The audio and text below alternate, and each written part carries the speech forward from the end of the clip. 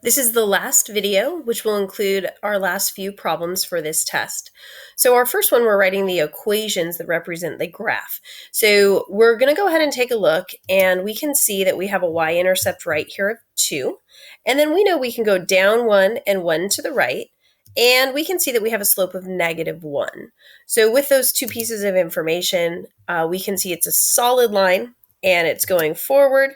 So we know that that needs to be, this is incorrect, ladies and gentlemen, it should be y is greater than or equal to -x plus 2. So this right here should be a greater than equal to get your full credit for that point. Our second one here is a parabola. We know it's a parabola because of the fact that it has a couple roots here, and we can see a sequence that repeats itself. We can see our vertex is right here at 0, -4, and then we have the same numbers going to the left or right.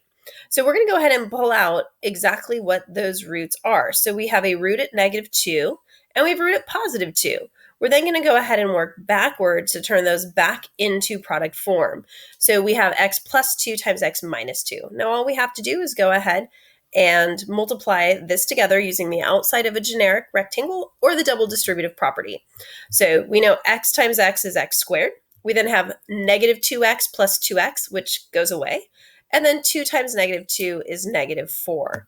So our points here for problem A, you get 1 point for your y-intercept, 1 point for your slope, and 1 point for the greater than equal to sign. Make sure you guys double check that. Sorry about that. And for our second one, you get 1 point for your work and 2 points for your correct answers. You get 1 point for having the x squared and 1 point for your -4. Our next problems here, our last two problems, is write an inequality that represents the number line solutions. This is how we started the middle inequality section for chapter 9. So A, we have x is less than 1. We write our x first. We know our inequality is the arrow because it's a less than to the left. And we can see that it's a less than, not a less than equal to because of the open circle. So as we take a look for B here, this is the one that we had where there's two different boundaries, where x is between two numbers.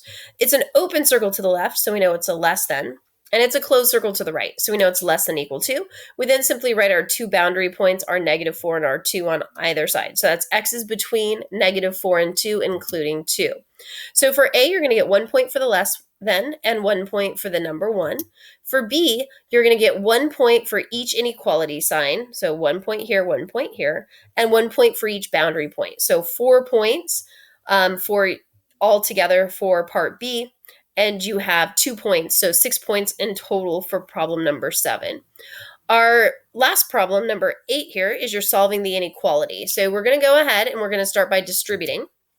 So that becomes x is less than or equal to 2x minus 2 minus 2x. We're going to combine our like terms.